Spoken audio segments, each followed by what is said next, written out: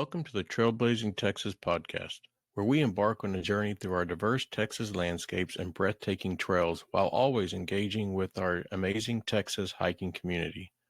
So settle in, tighten up those bootlaces, and get ready for the thrilling tales awaiting for you on this episode.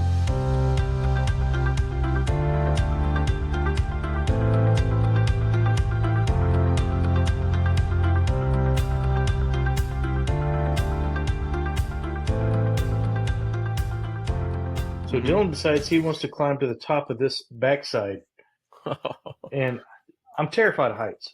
Yeah. So I'm like, okay, and it's loose, and it's off trail. There's not a thing, and we climb to the top, and we get there, and there's a space about, I'm gonna say about 8 foot by, I'll say 8 by 8. You know, it seemed like it was 3 foot by 3 foot. Yeah. With my visual, because I'm trying to stand up and my body's convulsing in fear. And he's standing up laughing at me. Yeah. And he's like, "Come on, Dad, stand up. Here, let's take a selfie." And I'm like, "Bro, it's like 1,000 foot to my death. What are you talking about? Give me a minute." So I grit my teeth, and he wants me to smile, and I'm just going, "Take the fucking picture." You know? But in the moment, I got the courage to look up and look around, and just because of the colors, because it's so red, and then with the what do they make drywall out of? What's that stuff called? Gypsum. Yeah, and then you got just lines of gypsum everywhere. It was just amazing, and it was nice to share. Okay. So, Greg, you're not allowed to answer this question because you're going to have our listeners way confused. But, Jason, what are some of the essential items you carry in a backpack? I actually learned from my mistakes. Hold on. I learned from my mistakes and got a essential items. Not like nice to have, not like I would regret it instantly the first night if I didn't bring. So, Luco tape, toilet paper. Forgot that. Yep. Obviously, your food. And now I don't think I necessarily have to cook my food. If I was to do it all over again, I had this idea, like just bars or just convenient kind of calories. Water filter, because there was one day we hit a stretch. Oh, Trailhead 9, heading to Trailhead 9, and we were I thought there was no way I was going to get low, and that got a little sketchy. And I think that's where we took a picture of both of us, like filtering in that water. Yeah, that was because I was out. I was bone dry at that point. So the water, and I would seriously regret not having like an inflatable mattress or something. That little bit of cushion, dude, it made a huge difference. Now I was so exhausted, I probably could have slept on rocks, but I had really great sleep. That was a big one. And you're not gonna I know you're not gonna agree, but that Helios chair, man. Camp chair. I love that chair. Yeah, I love that chair. I love a camp chair. Yeah, but those were like, those are the top ones for me, right? I could do without the pillow. I could do without trekking poles. I could, but like those things, I would really regret not having. John, what about you? I'm the type, I don't mind carrying a heavier pack just to have all the things that I want. Obviously, your water and food, things like that. I would have to have, well, let me back up. Maybe I wouldn't, because like y'all said, with my, how quickly I fall asleep, I don't think it would have mattered what I was sleeping on. But that the air mattress is comfortable. Yeah. And I enjoyed the little what do you call it? The little cooker that you screw on the top of your gas bottle. Mm-hmm. Yeah, just a little small, the little your jet thing. Yeah. And my instant Starbucks in the morning was nice. A little bit of a, it's good. It was one of those things that it's a little bit of comfort, understanding the environment that we were in, and I wasn't necessarily feeling the best. You know, your joints are achy and you're tired. But we were getting up pretty early in the morning. So you're welcome. Yeah. Yeah. Yeah, we're gonna get into that. That's bullcrap. You're getting up late at night, dude. You only saw 2/3 of the trail. Yeah. The first 5 hours we were walking in the dark. Yep. Yeah. So I did forget ibuprofen and Body Glide. Those were important. Oh Body my Glide. God, Body Glide. Yes, Body Glide. Yeah. Yeah, we're gonna get into chafing talk a little bit later. Yes. That is for real. Yeah. And so to the listeners, the reason why Greg can't answer or was not allowed to answer the I'm essential gonna items answer that he would carry, and I'm going to give you a little backstory. So after Greg, tell him the whole truth though. I am. After Greg was doing all the neighborhood hikes, there was a time where, you know, he didn't hike anymore. We graduated high school. And then we kind of just lost contact. And then I don't know when it was, 2018, we started talking again. And Greg was going through some difficult times. And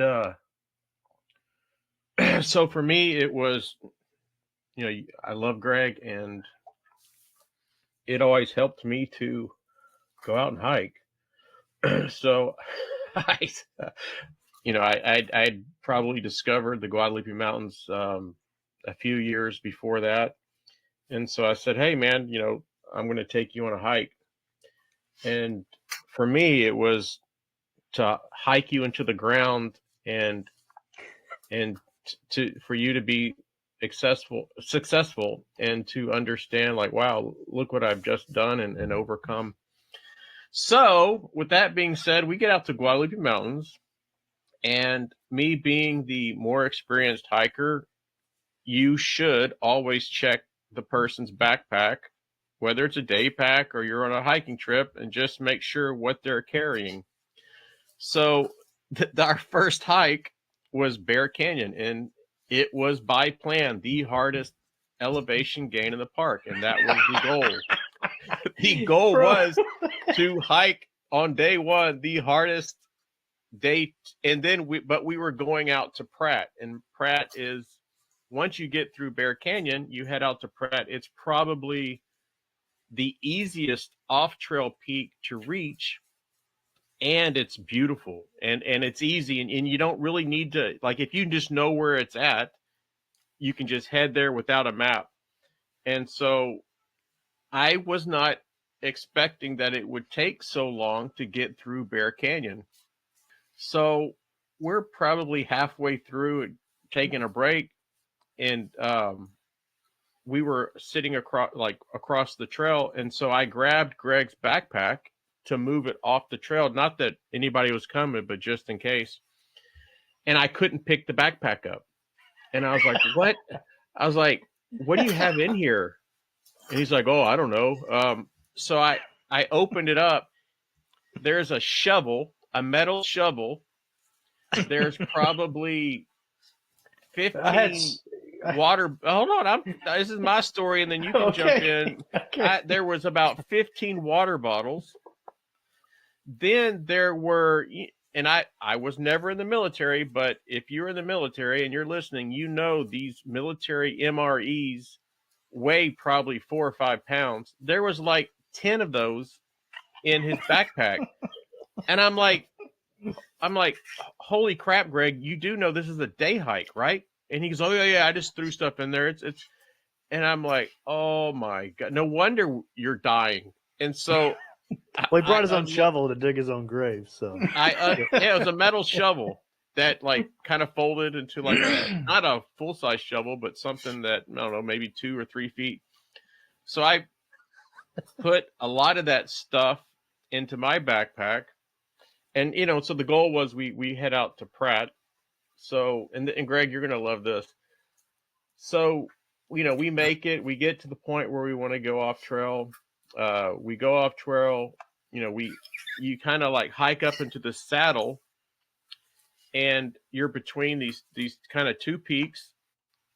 And I don't know why, but I'm looking at my map and I'm looking straight north, and it kind of just like punched us in the gut, because straight north of us are these cliffs, and there's no way you can climb it. And I'm thinking, wait a minute, like there's no way we're going to be able to do Pratt because we can't go up these cliffs. And I go, yeah, there's maybe one finger that we could probably hike up, but I mean, we're gonna. And it was already getting late, and I'm like, this is we're gonna have to turn around. So where we were stopped was absolutely the most perfect spot. It was dirt, no rocks, no cactus, just perfect for what we wanted to do. And we headed back and got back to camp. But Greg, so probably a year later, I went out to do Pratt. We got up to that same spot, and I looked at Henning, and I'm like, look at these canyons. There's no way, like, how are we going to climb this? And he's like, why are you looking there? I said, because there's Pratt. He goes, no, it's not. Pratt's right up here. And so where we were standing, if you just walked up that little hill to the left, then you just walk the ridge line, and that's Pratt. So I was totally turned around with the map, and so it happens. Man, so the point of it is I don't know. Do you know what essential is? Oh yeah. Well, I didn't then, but I learned my lesson. All right. So let me. I'm going to tell you guys. I didn't know. So Jason calls me, asks me to go to Guadalupe Peak. Fine, whatever. I'll do it. I'm standing in for my son. For the listeners, he passed from cancer. He had a tumor on his spine. Jason came to visit us and said, hey, when you get done with this, I'm going to take you to Guadalupe Peak. Then he calls me and says, hey, you want to stand in for your son? I said, yes, definitely. So we go. I stop at like Army surplus, and I'm not joking. REI. No, because Jason's bougie, so I didn't know. I thought he was just being bougie. So I go in there, I get a roll-up mattress, I get a case of MREs, I get whatever else I thought that they would sell. I get an Army shovel, and then I bought some bottled water and stuff, and just show up with.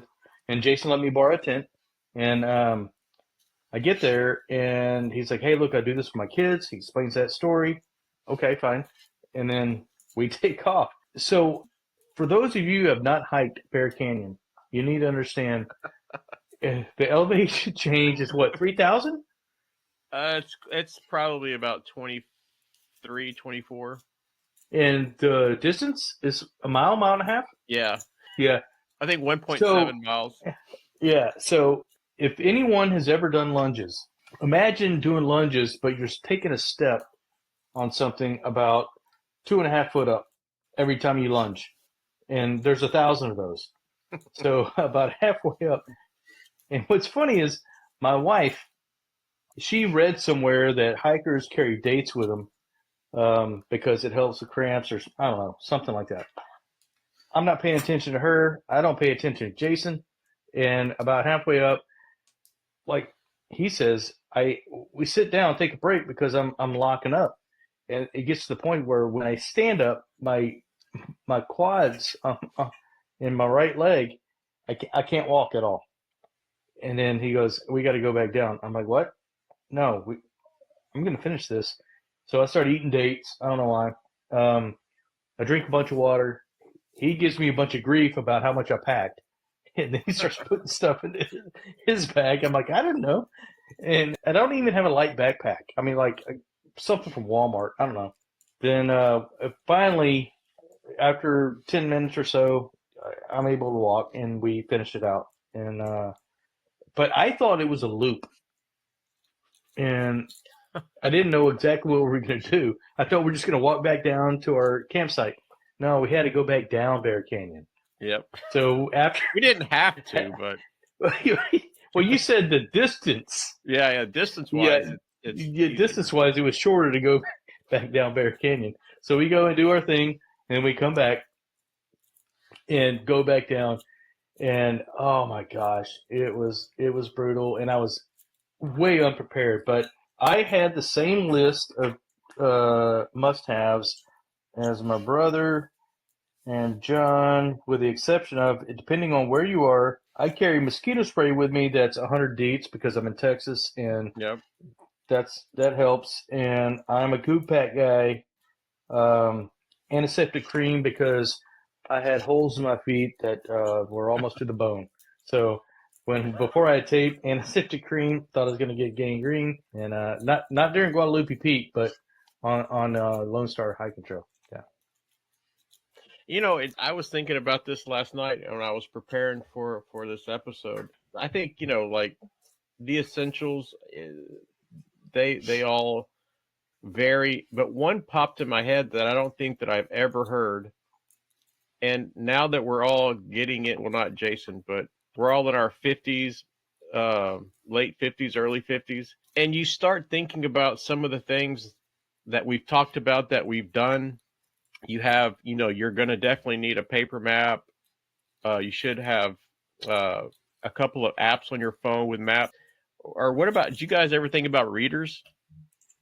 I'm wearing them right now. Yeah, me too. And so to me, that's now, I've added that to my essentials, whether I'm day hiking or backpacking, is carrying a readers. And I understand you can, you know, like you can zoom in on your phone and then it would probably be okay. But you lose the perspective to me of the map. So like I want to see it maybe in a narrower view where I can see everything around, and then because you're gonna, okay, I need to go this way or that way. But readers, and I've never thought about that before until last night. But I've added that to my essentials for sure.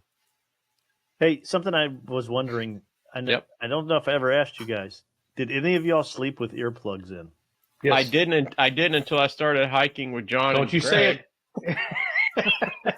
Hey, I have a video. Jason snores. No, bull crap. I have a video. To the listeners, you go to my TikTok or Instagram, there's a video, and I'm in Guadalupe Mountains, and I'm petrified because there's a bear outside of my tent, and I'm making a video just because if something happens, I want people to know, my wife or whatever, what happened.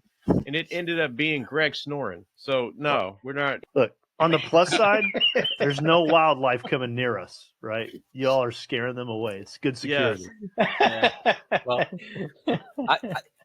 Lomanak, I made one of those recordings the last time we camped. Remember, It was Trailhead 6, and you get to that curve right at the lake, and you veer off to the right, off trail, and we went around that corner. I think Greg, your brother-in-law, was there with his dad, and we all slept there.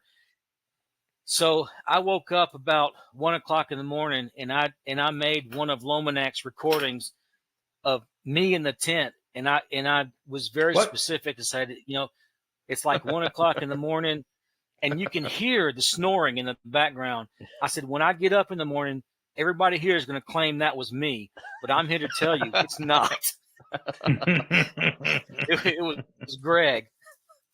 Oh my goodness.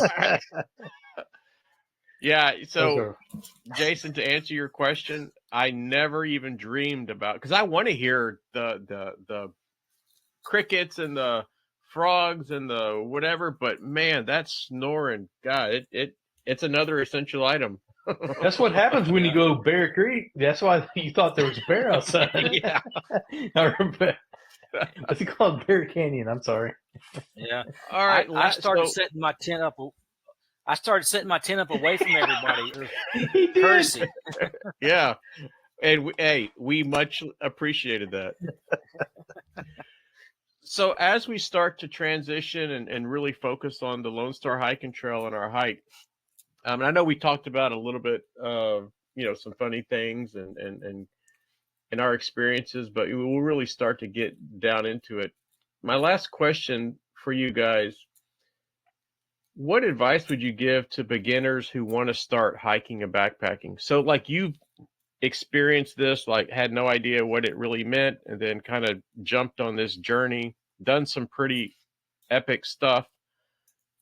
And what would be your advice to people that have never hiked and that think they want to get into it? I think, Greg, go ahead. Yeah. So don't be stubborn like I was in the beginning. Spend the money to get the proper lightweight hiking gear. That includes your shoes, looking at socks, the clothes you wear, even down to your underwear. Something that is not going to aid in chafing or anything like that. Invest in water filters. It can be expensive, but make sure you get the right quality, and your backpack needs to be light. I still to this day haven't bought like Jason has.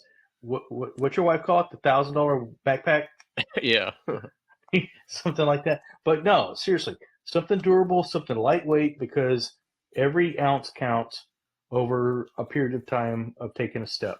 And that's what I have. And I think, like, I don't know, how many times did you return shoes at REI? 7. Yeah, so like 7 in 6 months. So I definitely think having the right equipment, and let's say if you're kind of beginning, maybe just the neighborhood hikes and stuff, you don't need a lot. But yeah, I mean, I think the research, and when we talk about investments, like you can do Facebook Marketplace, you can do REI garage sales, so you can really lessen the cost. But yeah, I you should definitely just kind of take a step back, understand what you're kind of getting into, and have the right gear. What about you, Jay? Yeah, I would say I really should have made time to do the day hikes with you guys as a dry run of the gear that I bought. Had I done 5 or 6 of those, I would have had different shoes. I would have, there's things I would have done differently for sure.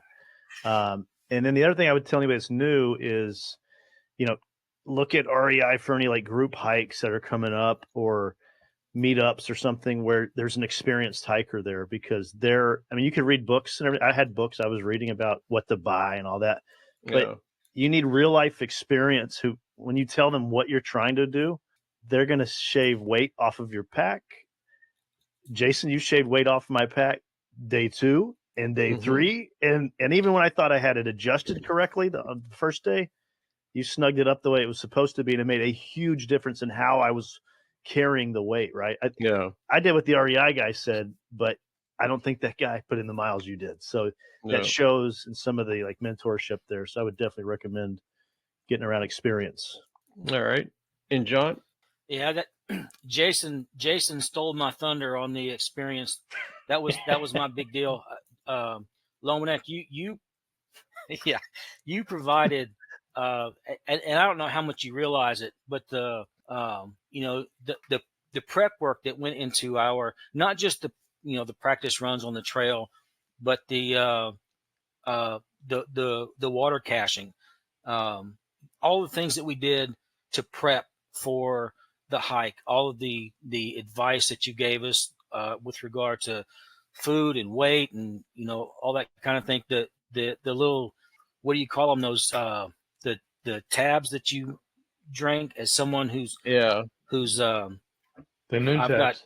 I'm type 2 diabetic, so those noon tabs, those things were amazing. You get tired of just water, you want something with some flavor. But yeah, it all boils down to going with someone, if it's possible. Not everybody has someone that's available to them like that, but it was definitely a bonus having you in the group. I don't think I would have done it on my own if you hadn't have been there. So, That's nice to hear. I think me and Greg would have tried it, and we would have still been out there decaying under a tree somewhere. Yeah, our wives will be looking for us right now. Yep. I think for me, when I talk to beginner hiker and backpackers, is like trying to gauge what they think they mean by that. And then if it's just getting out in the woods, okay, just go do it. Like theoretically, you could do a neighborhood hike, and probably some neighborhoods have woods, and you don't even need a backpack or carry water. Just get out and start walking. If they want to like go places and stuff, then okay, yeah, definitely start thinking about the right gear, and maybe not at first because you don't know if you're really going to like it, but to break the bank. But it's good gear it's good for a reason. So now we are going to transition to our adventure on the Lone Star Hiking Trail. And my first question is, John, why in the heck did you agree to hike 96.4 miles? Honestly, Greg told me about it, and I was very intrigued. Almost, I think our final count after all the peripheral walking was just over 100 miles.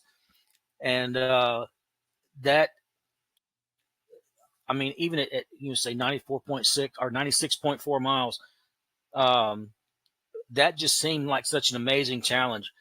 And I was, Greg was going to be there, and I know Greg talks about how you were in your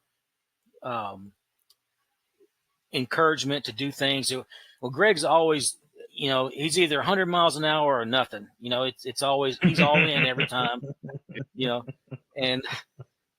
And his talk, I'd never done anything like that, and it sounded like fun. It's gonna be the 3 or 4 guys out there for 5 days.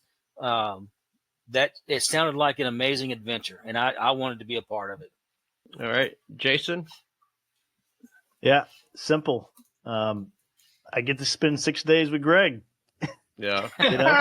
We used to hang out a lot, and then life gets busy, and kids and all that stuff. And it was a wonderful excuse to hang out again and spend a lot of time together. So we could have been sailing to Puerto Rico. It didn't matter what it was. I was going to do it. Yeah. And Greg, this would be a very interesting question, because I've invited you on some, as we talked about, some hikes that probably I didn't inform you enough on. And then I'm saying, hey, you want to hike the longest trail in Texas. So like, what convinced you? Just hanging out with you. Yeah. Just going, and I'll be honest, up here, I'm still 18 years old, man. It's easy. I'm just going to walk. Heck yeah. Just camp a couple times. Going to walk, have some fun, talk a bunch of crap. Yep. And I forgot about the weather. Especially when Trail 1, when you're modeling your trash bags. Yep. The night stickers. Yeah. Yeah, it's always entertaining hanging out with you and just doing dumb stuff. And, I'm not quitting. And so, I just thought it'd be another challenge. I like doing those things, be it a marathon or a triathlon or that kind of stuff. It was just in my wheelhouse. Yeah. And to the listeners, what we did to kind of prepare, because, none of us at that time had too much knowledge of the Lone Star Hiking Trail. So if you don't know, it's supposed to be Texas' longest trail. So with loops, it's 128 miles. If you just hike it, just the main trail, it's 96.4. Somehow we did 101 miles, probably because, Jason, we were doing the extra hike, because I'm like, I'm not hiking all the way out here doing all this stuff if I'm not hitting 100. And what we did is we kind of just had, leading up to the date where we started the through hike, is we did section hikes. So the trail is made up of 15 trailheads, so you can kind of customize. It's made up of 10 sections. So we would do, sections of the Lone Star Hiking Trail. We would make notes of possible campsites if it wasn't a primitive camp. I think there's probably, I don't know, 12 or 15 primitive hunting campsites along the trail that you can stay at, or you can just camp in the woods. So we almost hiked the whole trail, and we made notes of where there was going to be kind of permanent water, seasonal water, if we had to filter, possible campsites. So on the back, I had paper maps. So on the back of these paper maps, I wrote down all the notes that I had from our day hikes of where everything was. And then based on that, laminate them, and then kind of put together the plan of, probably we would be able to do 16 miles a day. And then, it would take X amount of days, and where to cache water, because I definitely didn't want to drink out of some of the water that we found. And you mean like day one? Yeah. Or day two? Yeah. And kind of one of the trips, I think John mentioned earlier, it was the first hike that he joined us, and two horrible things happened. It was going to be a 12-mile day, and we just, we're hiking. It's probably in the 90s degrees Fahrenheit. We're hiking 97. Yeah, and we missed the turn, and so we just kept hiking, having a good time, and we ended up making a 12-mile day into a 16-mile day. When we realized it, we turned back, and I think at that moment we were still feeling pretty good. Mm-hmm. And we made the first mistake. We, as a group, decided, do we want to hike the trail that we were just on, or do we want to go back, kind of, because it was kind of like a little loop at that point. Do we want to go back the new way? And at that time we're feeling good, but in kind of hindsight, we should have picked the trail that we knew, because that trail, had tree cover almost the whole way. The new trail, or the new way that we've eventually decided to go, you didn't know. And for sure enough, there was no tree cover for the majority of the hike. And, it's 97 degrees. I don't know what the heat index was. So that was kind of the first thing that we messed up. And then also, John, I believe you ran out of water, and Greg, I think you were close out of water. I had, and I always try to pack extra water. So, we were able to fix that.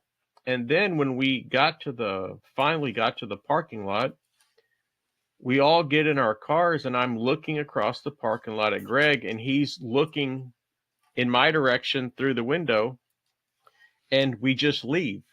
And, what was happening is he was having heat stroke or heat exhaustion, and he was having a kind of a whiteout where he could not see. And that's something else after that, that we changed, is anytime we leave the trailhead, we give each other like a thumbs up, middle finger, something to let us know, let the other person know that we're good and everybody can leave. But yeah, Greg, talk about that. Like, you get in the car and Yeah, so I get in the car first. We have, when John and I were walking together, and we're about 2 miles left, and my water's hot. I can't drink it. I'm extremely nauseous, and so we go through, at my previous company, we went through a lot of safety training. I knew what was happening to me, so I'm trying to drink the water. Anyway, we make it through. We get done. I get to the car. I'm feeling okay. I turn the car on, and I had extra water bottles in the back of the car, but I'm so smart that I didn't bring a cold rag or an ice chest and all that stuff, something to cool me off my wrist or my neck or anything like that. Yeah. So everything was just hot water, and it happened to be 97 degrees. I called my wife and let her know that I'm uncomfortable, and then I start the truck and the AC. And then I sit down. I'm trying to gather myself, and then I look forward. I say bye to everybody, and they pull off. I'm feeling uncomfortable, but not bad. And then as I look up, these circles like this, purple. They're purple, all over the trees. And I'm like, what is going? Why are the trees have purple circles on them. That's weird. And then everything just went completely white. And I just lay over and I'm talking to my wife and my son on the phone.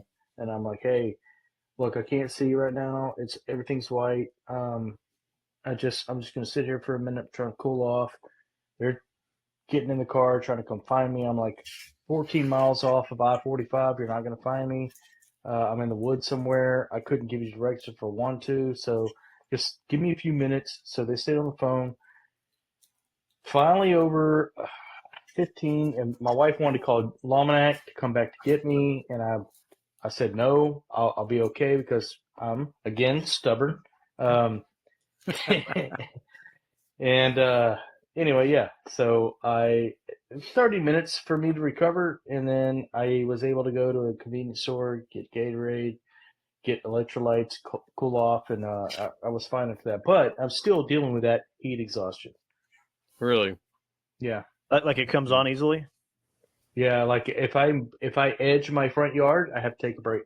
Yeah, so leading up to the hike, we were out almost every weekend, just seeing what the trail was all about, and then that happened, and then I think Carrie was like, "You are no longer allowed to hike with Jason anymore."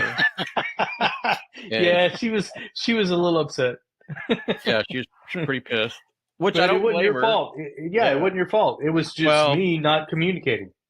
Yeah, I mean, it's just kind of a calamity of errors. And, it's funny, you start, not funny, but you listen to people that have died hiking, and it's like one mistake, and it just seems like it just snowballs into mistake after mistake after mistake. And this is a prime example. We were not paying attention. We got lost, and then, we decided to go the new way back. And, yeah, it was just like bad choice after bad choice. And luckily, we're all here to have learned from it and not make those mistakes again. Wasn't that your original trail name? Yeah, what? Whiteout. Yeah, then it kind of is not funny. So everybody knows how I got my trail name. Yeah. I mean, we've already mentioned that. So why don't you guys say how you got your trail name? What it means? Yeah, Jason's trail name. What's yours? Lomanac. Nighthawk. Because I had those trash bags on my legs. And I was modeling them to you. And my shoes were staying dry and not muddy. So yeah, I wouldn't have had blisters if I'd have known what you were talking about. You were like, "Hey, I'm going to bring you trash bags." I was like, "I'm not putting my trash in a bag." I didn't know you meant for my feet. Yeah. And so, Greg, you're penguin, and it's really kind of funny. We noticed that when you hit mile 8 or greater, you start walking like a penguin. Yeah, I do. Like shuffle, 100%. shuffle. But I will say this: essentials. I'm going back to that, and it has to do with this. Earbuds. On mile 86, by the way, I'm going to complain. Lone Star Hiking Trail, there's 2 of them. And I think it's 2 mile 86. 2 mile 86s, and I think 2 mile 78s. But definitely, I'm sitting at mile 86, and I called my brother, and because my feet were so messed up, like blisters between my toes on every single toe, and I'm not talking about like a blister; it's just open wounds. So, and I said, "Hey man, where you at?" And he tells me he's at like mile 87, and I'm like, "How are you a mile ahead of me?" And he's like, "I don't know. Just put my earbuds in, listen to music, and just started walking faster." So I'm like, whatever. And when I get up, it takes me 1/10 of a mile probably to get a stride because hips, knees, joints, feet hurt. So I would stop every 45 minutes or so, take my shoes and socks off, air them out, doctor my feet, all that towards the end. And so this time I get up and I put my earbuds in and start playing music, and something happened within about a minute and a half, and I had 0 pain in my feet. And I was like, I can walk faster. And then I was like, I think I can jog. And then I was like, I think I can run. I'm going to catch them. So I just started running down the trail, and caught up. This is at the very end of the hike. Yeah. We're This was like day 5, the last day. It's supposed to be moving the slowest at this point. Yeah. Greg's freaking jogging. Yeah. And then acting like a fool because I was so excited because I was in such miserable pain for 4.5 days that I barely spoke probably, and then I don't feel any pain, and then I'm just singing stupid things through the woods and running. Yeah, I know. I would look at Greg and be like, "How you doing?" His answer was always the same: "I'm not quitting. Not giving up. Not quitting. Yeah, not quitting." That's all he would say. That's the guy that woke us up at 1:00 in the morning on the last day, letting us know he was heading out early because he didn't think we would catch up to him and pass him. He was worried about making it to the finish line by noon. Yep. So if, let's say you're sitting at a bar and you hear somebody next to you and they're talking about planning to hike the Lone Star hiking trail, what are some tips that you would tell them? Call Jason Lomanek. I would tell them when you first start out, if it's been raining or there's mud or something in the middle, do not walk on the side because the crown of thorns, those bushes. Oh my God, God. yes, yep. That was horrible. We didn't know. Didn't even see it. Yeah. It'll brutalize you. But no. Oh, also, what trailhead is it, Jason? Where we walk uphill for an hour, and then at the top is just a million ant beds, giant ant beds. I think that's the Magnolia section, if I remember correctly. Bro, I don't remember the trailhead. I remember walking up and going, okay, this is kind of steep, and my feet hurt. And how long can I walk uphill in Houston? Or, I'm like, there's no way this is real. It's forever. And it's like 45 minutes maybe. And then I get to the top and I'm like, what are these ant beds? There's not even ants. There's just giant mounds everywhere. Yeah, that was Don't pretty cool. Yeah. And then, that was kind of amazing to see. Yeah. And the roots are the worst. Yeah. Yeah. Be careful. So Jason, what about you? I think staging water was clutch. That was a great idea. We, there's a lot of places we didn't need it, but we could have just as easily had needed it, depending on what the weather was doing, right? So yeah. And I mean, how many times did we come up on cached water from other hikers that didn't use it, right? Well, that's another thing. Is my second point is if you can organize some trail magic at the end of the day, like big shout out to Jason's parents, Carrie. Yeah. Who brought us? Who was the first night? Who brought us magic that first night? Lori. Was Lori? Lori. Oh, the water first night we didn't do anything. Yeah. That was like a big morale booster. It was like Christmas, right? Getting to eat some high calorie fast food. Yeah. That was clutch too. That was a good morale boost. Like, yeah, my belly's full. I'm gonna sleep good and do it again. Yeah, that was right at the Trailhead 8, and we had that long road hike just before that, which is brutal. The road hikes are brutal.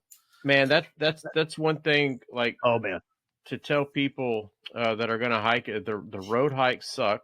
They're horrible. So you need a shoe that feels good on the softer trails, the dirt, but also is comfortable on the cement because man, that's brutal.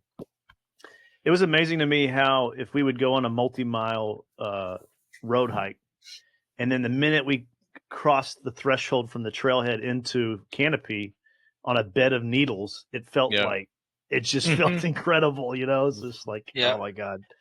You know how we always joke and we disqualify Brian's through hike because he skips the road? Oh, yeah.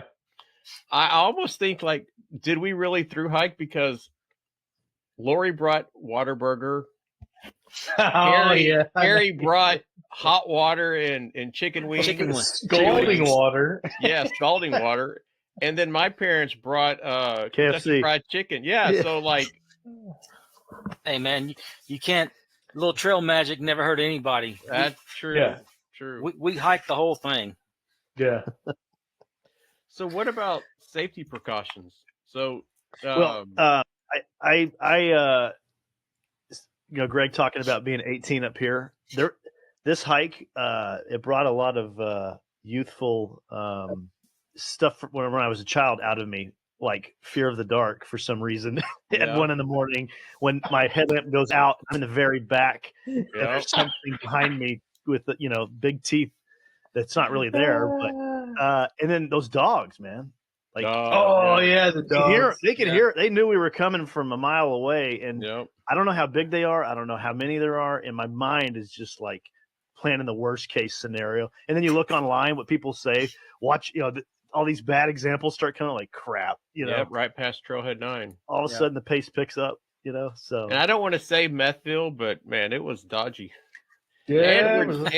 And Greg made us because we were camping at Trailhead 9. He made us leave at like 3 a.m. And so like these people are like, oh yeah, I'm sorry, I did that every day. Yeah, I would just get up and start walking at 3 a.m. Jason, I don't remember which the trail that we were on. Lomanek, you had gone ahead quite a bit, so we couldn't see your headlight. But Jason and I were standing together. We were waiting on Greg, who was behind us a little ways. And I remember it must have been overcast, and it was still nighttime or early morning, pitch black outside. And I looked at Jason and said, man, turn your headlight off. And we both did. And you could touch your hand to your nose and could not see your hand. It was absolutely pitch black. And one of us, I don't remember who said it, but one of us said to the other, we can't see diddly squat, but I guarantee you there's an animal out there watching us right now. Yeah, that was, that same time I was ahead of you guys. Yeah. And I turned my headlamp off and I was singing my backpack just to like chill. Cause I could look back and see you guys, your headlamps. And then I don't know if it's cause you guys turned yours off or, like I was ahead or there was a bend where I couldn't see y'all's headlamp anymore. So I was just sitting on my backpack joking just with myself and turned off the headlamp. I started hearing shit walking past me, like in the woods. And I turned my headlamp back on and I ran back to you guys. I'm like, no. That's why you came back. Yeah, that's why I came back because I was. Yeah, another thing. Bigfoot was back behind me. That I seriously did not even think about, didn't even consider, not one iota, was like deliberately paying attention to your footing. Oh yeah, because in like this civilized world, you just walk in a direction, but like not looking, like all the roots. I mean, there was that stump covered in moss that I wiped out on one night. Good, that was right in the beginning. Yeah, that could have been bad. I mean, I had a bruise up my side from that thing, but by the end of it, I was instinctively, really paying attention to where I was putting my feet. Oh, so for beginners, now that you mentioned that, Jason, so I'm looking down, as I'm walking, my footing and all that stuff, and then when you stop and you look up, you can get almost vertigo because it looks like everything is moving in front of you. I forgot totally about that. Yeah. Like, you're right. Because the ground's moving constantly as you're looking down and you're hiking, and then when you look at the trees, it's just that thing keeps going in your brain. Okay, so what about safety precautions? Like, now that you've experienced the trail, you've completed it. Looking back, like, I guess we were all pretty prepared with what could happen. But yeah, I mean, what would you recommend to people to be kind of mindful of? I appreciated you. I would have never thought about this if you didn't say something about it. But when we're camping under canopy, making sure you're not under a dead tree or a dead limb where you set up your tent. Yeah. Widowmaker. I'd never even considered it till you said it. Yeah. I would if you're doing the Lone Star hiking trail, I would be very careful around, because there's a lot of like ravines and your footing going down that, snakes, depending on the time of the year. Horseflies? Plan on doing that? Horseflies. Yes. Yeah. Oh, yes. And just looking out for different plants, if it's poison ivy or something like that. Strangers from time to time. Bigfoot. Don't forget the Bigfoot's out there. I've read. Oh yeah. No, but there was a situation one time where we were. I think it was while we were practicing, right? And there was just a person sitting off to the side, and we're like, that's kind of sketchy. He's just chilling over there. Make sure your kids don't go, out by themselves or get too far ahead of you. So outside of that, and currently, if I'm not mistaken, the trail was shut down, right, Jason? Yep. Mm-hmm. Because of the flooding and damage. Yeah, and they're saying it's not going to be up for like a couple of years. I haven't followed up with it probably in the last 3 or 4 months, but yeah, there's a potential that I saw something said 2026, and then somebody said 2025, and they catch you out there while it's closed, it's a $5,000 fine they can levy against you. I didn't know that. Wow. It's almost like going off trail at Guadalupe in the national park. What if, say, you're a volunteer and you're just cleaning stuff up? That's right. Just have a trash bag with you with some trash from the house. Yeah. You're good, bro. Yeah, and a fluorescent vest. Yeah. Yep. Yeah. I think for me, for safety, and what really surprised me is probably around mile 60 is chafing. And that... Yeah, because you've never experienced that before. Yeah, right. I don't know how safety that is, but guys, be prepared for chafing. I had to use Jason's chapstick on my butt. And he made me put it on my lips first. Yeah, he used it on his lips first, and then he broke me off a chunk. I literally almost, in that order, okay? Yes. In that order. I literally almost quit because it was so painful. Yeah, man. Yeah. Body glide. Yeah. I actually, Jason or Lomanak, I have to confess something that I never said because I really felt bad. I didn't. You were always typically you were in the lead, right? You were walking in front of us, and I did not know that you were experiencing that incredible pain, and you were taking steps to help mitigate that. Yep. I thought you crapped your pants, and you might have. I said something to Greg. I was like, "Man, is Lomanak have an accident?" And he's like, "No, man, he's chafed, and I guess you were putting something on it, and it showed through your shorts, and I felt horrible for thinking that, but and then I felt bad because I know you were in pain. If I crap my pants, I'd never admit it. So yeah, he'd call it chafing or something. That's right. Yeah. Hey, I got a bidet now, so bro, I want so bad. I'm in hog heaven. Hey, Jason, you could probably comment on this more, but they also do like controlled burns out there that people probably got to pay attention to in advance. We saw a little bit of it. You know? That's what happened to me when I did a 30-mile day. Henning and I were hiking. It was like 4 a.m, and we started seeing these fires, and it was the same section, Greg, the Delta. Yeah. So there's a fire off to the side. I'm like, okay, somebody's camping there. And I just know that there's not a primitive campsite. That's kind of weird, but I don't see any tents. Then you're starting to get smoke, and then there's fire exploding in the top of this pine tree, like it's just shooting out like little sparks. And I'm like, holy crap! And he shines his light, and we're in the middle of a controlled burn. We kind of round this corner, and like we're on that delta where there's water on either side of us, and it kind of leads to this hill. We get up to the top of the hill, and that whole side, as far as you can see, is on fire. Wow. Yeah, it was. So we were protected by the water, and it looked that we would get through that quickly. So we just kept on, and it was. But they do control burns there all the time. and you have to pay attention. What was weird is we didn't notice, maybe because we got there and started so early, we didn't notice any signs that the trail was closed. One of the things that, for safety, one of the things that comes to my mind real quick is, of course, there were 4 of us, and we all had one, so there probably wasn't a big risk of this. But if you're in a either solo or 1 or 2 people, I would carry a reserve cell phone. Just keep it off so that it's not running the battery down. And if you get into a situation that you need to reach out to someone for help to come in and get you, you make sure you've got that charged phone that you're able to make a phone call. There's pretty good coverage throughout the trail. Yeah. But we saw a lot of people on that trail in 5 days, but there's times where you can go for hours and not see anybody. Yeah. And probably stuck out there, days too. Yeah.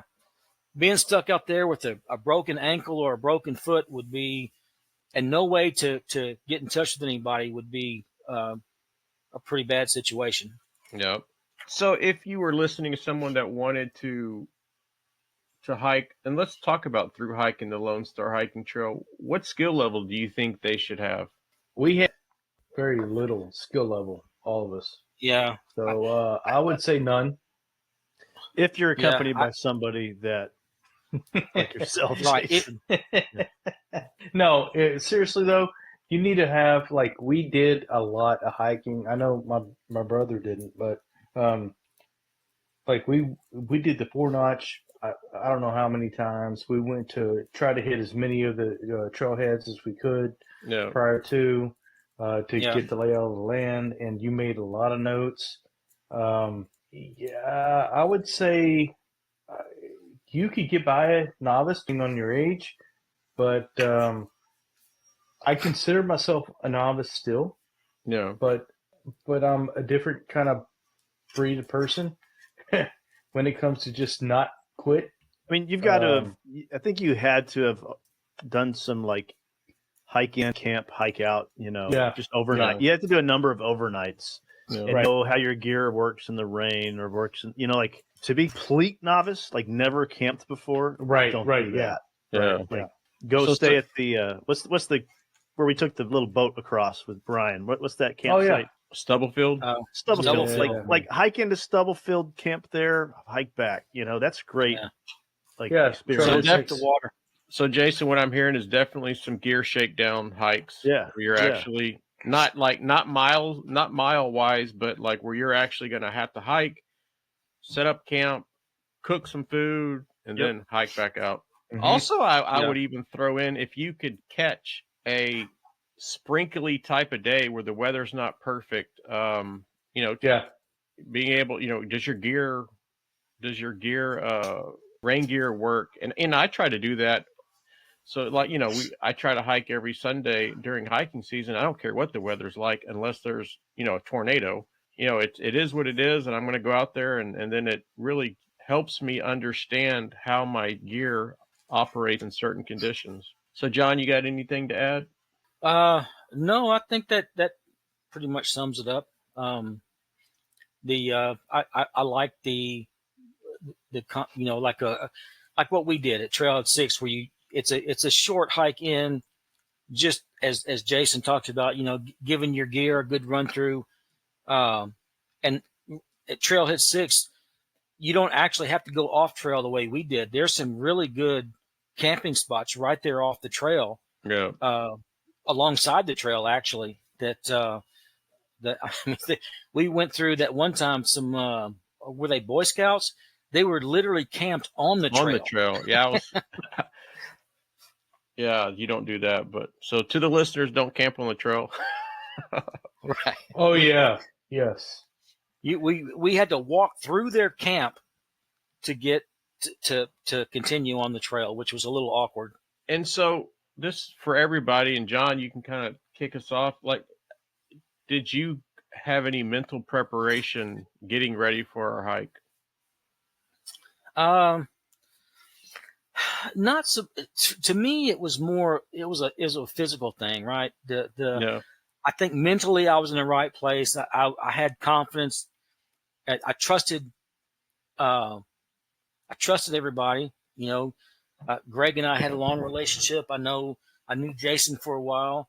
I knew you had experience just from the trial run hikes that we were doing. Again, it was a. And that wraps up another exciting episode of the Trailblazing Texas podcast. We hope you enjoyed the episode today, and stay tuned for our next episode where we will pick back up where we left off and guarantee to uncover many more hiking gems and share many more tips to enhance your experience on the trail. Until then, happy trails and happy hiking.